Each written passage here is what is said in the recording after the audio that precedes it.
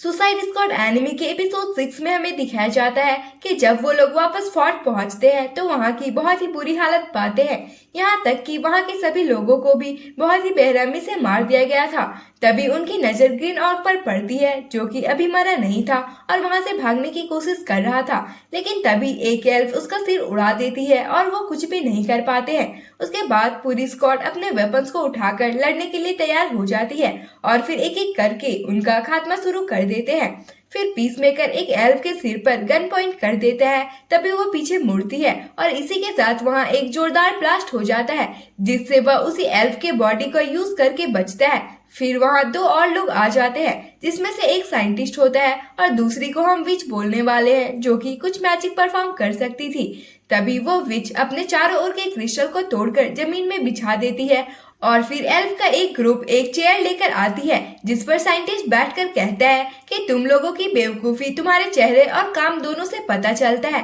फिर हार्ली पूछती है कि तुम क्या चाहते हो और हमारे एम्पायर में क्या करने के लिए आए हो, क्या तुम अपने उस फ्रेंड रैट कैचर के लिए आए हो। इस पर वह कहता है कि मुझे उसकी कोई परवाह नहीं है। वही बीच कहती है कि तुम्हारा फोर्ट गिर चुका है तो आपस में फाइट करने से कोई फायदा नहीं होगा। तो हार्ली अपने एम्पायर के लोगों को मरा हुआ देखकर कहती है कि मैं तुम लोगों को खत्म करने वाली हूँ। तभी पीसमेकर उन पर बॉम्ब फेंकता है और डेडशॉट उसे एक गोली चलाकर ब्लास्ट कर देता है।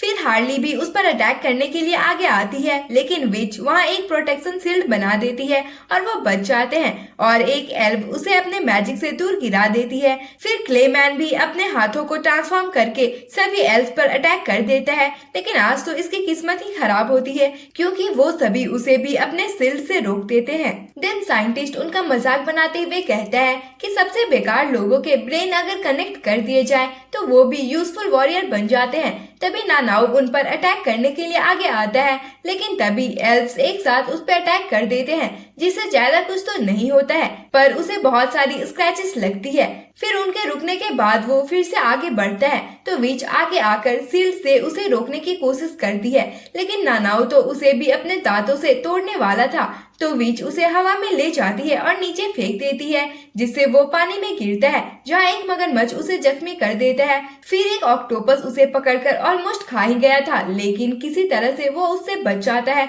लेकिन फिर मगरमच्छ उसे बहुत मारता है और इसी के साथ हमें दिखाया जाता है कि स्क्वाड के बाकी मेंबर्स एल्फ्स को मार रहे होते हैं। तभी साइंटिस्ट अपने सिर में लगे ट्यूब्स को रेड कर देता है जिससे क्लेमैन को एक क्ले से बनी ऑडियंस दिखाई देती है।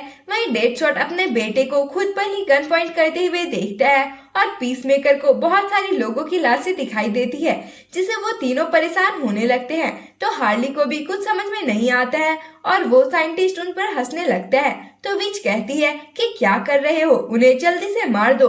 इस पर साइंटिस्ट कहता है कि मैं बेवकूफ लोगों को मैनर और डिसिप्लिन सिखा रहा हूँ। फिर एक एल्फ उसे गन देती है जिससे वो उन तीनों को एक एक करके शूट कर देता है। देन विच आगे आकर कहती है कि हार मानकर यहाँ से चले जाओ लेकिन हार्ली तो उस पर लगातार नाकामयाब वार करने लगती है और कहती है कि तुम बॉस की तरह एक्ट मत करो, तुम भी इस एम्पायर की दुश्मन हो। इस पर विच कहती है कि मैं साइंटिस्ट के साथ हूँ, इसका मतलब यह नहीं है कि मैं आर्गस से जुड़ी हुई हूँ लेकिन हाँ मैं एम्पायर की भी परवाह नहीं करती हूँ। तो हार्ली उसे बहुत बुरा भला कहना स्टार्ट कर देती है जिससे गुस्सा होकर विच अपने पावर का यूज करके हार्ली को घायल कर देती है। तो हार्ली सपने में अपने पुडिन यानी जोकर को देखती है जो उससे कहता है कि अगर तुम यहाँ मर जाती हो तो हम दोनों के लिए ही अच्छा नहीं होगा। फिर जब हार्ली जागती है तो वो रिक को साइंटिस्ट से बात करते हुए पाती है। वह कह रहा होता है कि मैं एक बटन दबाकर तुम्हारा सिर उड़ा सकता हूँ। इस पर साइंटिस्ट कहता है कि ये बॉम्ब मेरा कुछ बिगाड़ नहीं सकती है, चाहो तो टेस्ट कर सकते हो। फिर रिक बटन प्रेस करने ही जा रहा था तभी वो मगरमच्छ नानाओ को वहाँ पटकते हुए उनका मजाक बनाने लगता है। वहीं साइंटिस्ट कहता है कि हमने तुम्हारे फोर्ट को तबाह कर दिया है और तुम तीनों अब कुछ कर भी नहीं सकते हो। इतना बोलकर वो वहाँ से निकल लेते हैं और हार्ली तो बस उन्हें खा जाने वाले नजरों से घूरती रह जाती है। उनके जाने के बाद रिक हार्ली को रोते हुए देखता है तब जाकर उसका ध्यान वहाँ पड़े हुए लोगों पर जाता है। हार्ली कहती है कि सब मर गए तभी क्लेमैन उठते हुए कहता है कि तुम अच्छा रो रही हो, लेकिन तुम्हें उन्हें अपने गोद में रखकर या गले लगाकर रोना चाहिए। और हार्ली तो उसे जिंदा देखकर शॉक्ड ही रह जाती है। फिर क्लेमैन अपने हाथ को एक स्टिक में ट्रांसफॉर्म करके डेडशॉट के मुंह पर मारता है, जिससे वो उठ जाता है और फिर अपने बॉडी में लगे बुलेट को निकालता है। वहीं क्लेमैन पीसमेकर को भी उठा देता है। उसके बाद सीन शिफ्ट होता है और हम पूरी स्क्वाड को जेल में देख पाते हैं, जहां उनके पास सीसिल आकर फाइट के बारे में पूछता है, लेकिन वो सभी कुछ भी नहीं कहते हैं। वहीं सभी रॉयल मेंबर्स ये देखकर बहुत ही ज्यादा हैरान थे कि किस तरह से सभी एल्फ्स को एक साथ कंट्रोल किया जा रहा है। फिर क्वीन अपना लेक्चर स्टार्ट कर देती है कि हम अपने किले को खो चुके हैं। अगर हमने अपने सैनिकों को वहां का इंचार्ज बनाया होता तो ऐसा कभी नहीं होता। और तो और वो सभी चीजों का जिम्मेवार सुसाइड स्क्वाड को ठहराते हुए उन्हें मारने के ऑर्डर्स भी दे देती है, जिसे सुनकर प्रिंसेस फियोना उनका विरोध करती है। लेकिन जैसा कि हमेशा होता है, क्वीन उसकी बात नहीं सुनती है और बाकी लोग भी पूरी तरह से क्वीन की साइड पर होते हैं। मीटिंग खत्म होने के बाद फियोना सीसिल से कहती है कि ऐसा लग रहा है जैसे मदर उन पर सिर्फ अपना गुस्सा निकाल रही है, इसलिए मैं उन पर अब और भरोसा नहीं कर सकती हूँ। सीसिल उसकी बात से एग्री करते हुए पूछता है कि हमें अब क्या करना चाहिए। फियोना कहती है कि मुझे उनसे अटैचमेंट हो गया है और मैं उन पर भरोसा करना चाहती हूँ। तो सीसिल कहता है कि मेरे पास एक आइडिया है और इसी के साथ सीन जेल में शिफ्ट हो जाती है। रिक कहता है कि यह हमारी गलती है कि हमारी दुनिया के लोग यहाँ इतनी तबाही मचा रहे हैं। इस पर डेडशॉट कहता है कि हमारी नहीं, तुम्हारी और आर्गस की। हमें तो बस तुम्हारे फैलाए गए मेस को क्लीन करने के लिए भेजा गया है। तभी खिड़की के बाहर आर्टी आ जाता है और वो लोग उसकी हेल्प से भागने का प्लान बनाने लगते हैं। तो अगेन उनके पास सीसिल आता है और कहता है कि अगर तुम लोग भागने की प्लानिंग कर रहे हो तो तुम्हें धीरे धीरे बात करनी चाहिए। और फिर जेल का लॉक खोलकर उन्हें भाग जाने के लिए कहता है, जिसे सुनकर पूरी स्क्वाड कंफ्यूज हो जाती है। तो सीसिल आगे बताता है कि तुम्हें फिर से एम्पायर के लिए फाइट करके खुद को प्रूफ करना होगा, क्योंकि क्वीन ने तुम लोगों को मारने के ऑर्डर्स दिए हैं। यह सुनकर डेडशॉट कहता है कि क्या तुम हमें फिर से उनसे लड़ने पर मजबूर करना चाहते हो?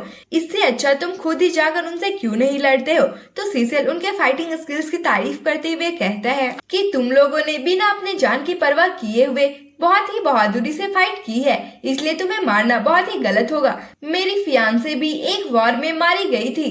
क्या तुम लोगों के घर में तुम्हारा कोई वेट नहीं कर रहा है? इतना सुनकर रिक सीसिल से कहता है कि तुम शायद डर गए हो, इसलिए ऐसी बातें कर रहे हो। फिर वहाँ प्रिंसेस फियोना आकर उन्हें जल्दी करने के लिए कहती है, तो वो थोड़ा सोच में पड़ जाते हैं। फिर डेडशॉट नानाओ के पास जाकर मुंह खोलने के लिए कहता है और एक दांत निकालने लगता है, लेकिन नानाओ तो उसे ही काट लेता है। तो हार्ली पूछती है कि तुम क्या कर रहे हो? इस पर डेडशॉट बताता है कि मैं बस ये देखना चाह रहा हूँ कि शार्क अपने दांतों को फिर से उगा सकता है। तो क्लेमैन जाकर बहुत ही आराम से उसकी दांत को निकाल लेता है। उसके बाद नानाओ उसे दौड़ाने लगता है और वो बाहर निकल जाते हैं। तो रिक सभी को बाहर जाने के लिए कहता है। फिर हार्ली फियोना से कहती है कि क्या तुम सच में ऐसा करना चाहती हो? जिसे सुनकर फियोना अपने पास्ट के दिनों में चली जाती है, जहां उसका फ्रेंड पूछता है कि क्या सैनिकों को भी खाने पीने में दिक्कत हो रही है।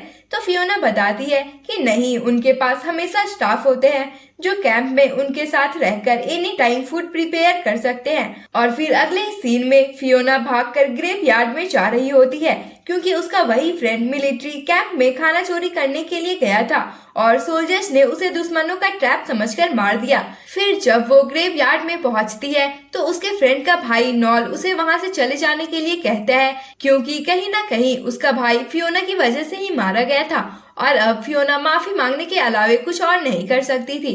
फिर क्वीन भी फियोना को ही गलत ठहराती है और सिटी में जाने से मना कर देती है। देन करंट टाइम में फियोना कहती है कि मुझे जो सही लग रहा है मैं वही कर रही हूँ। और फिर पूरी स्क्वाड जेल से बाहर निकल जाती है।